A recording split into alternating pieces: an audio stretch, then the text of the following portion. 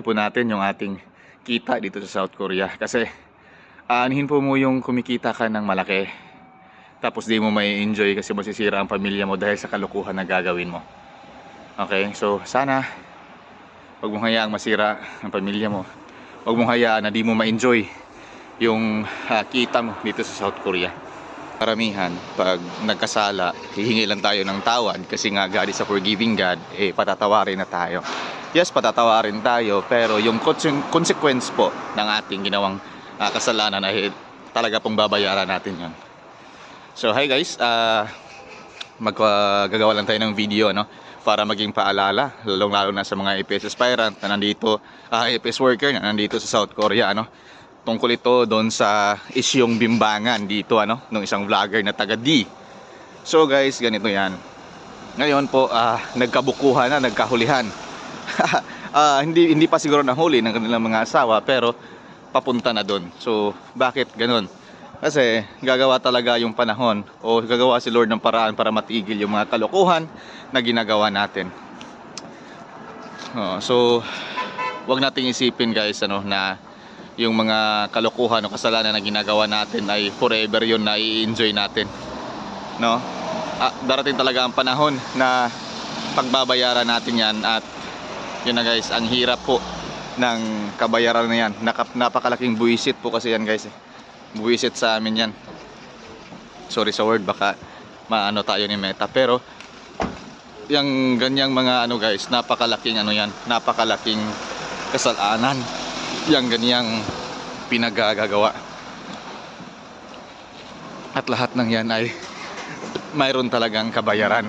So palala po sa mga EPS worker natin na dito sa South Korea guys, mayroon talagang pera dito.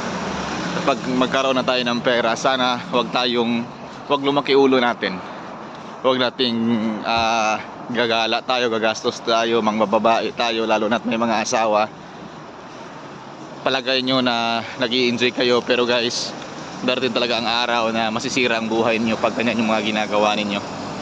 So sa mga EPS worker na hindi pa po wala pang daming sasakyan So sa mga EPS worker, mag-behave na po kayo guys, sana daming sasakyan guys, tatawid tayo.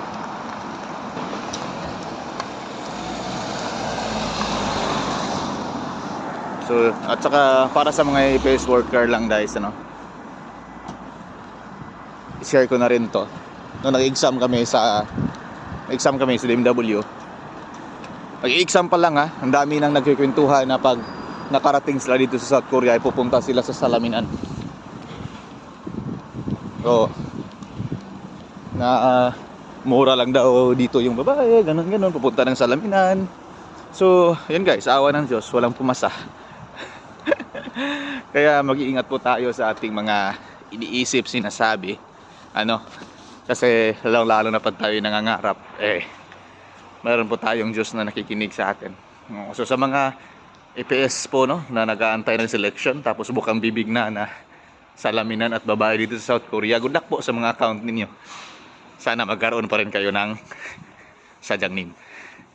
So yun lang guys, paalala ko lang po yun para ma-enjoy po natin yung ating kita dito sa South Korea. Kasi anihin po mo yung kumikita ka ng malaki tapos di mo may enjoy kasi masisira ang pamilya mo dahil sa kalokohan na gagawin mo.